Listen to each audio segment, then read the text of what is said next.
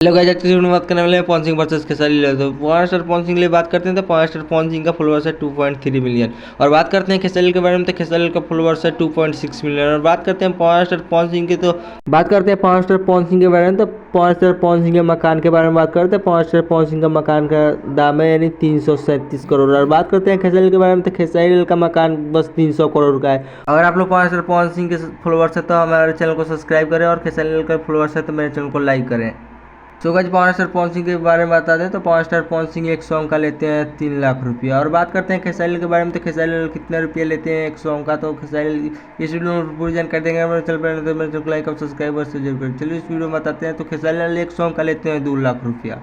So guys, आप लोग को बताते हैं कि पवन स्टार पवन सिंह ने लाइव में आकर अर्चना सिंह को क्या बतलाया। नकली नाटक मुझसे होता ही नहीं है, जो मैं हूँ वो सामने से चल रहा है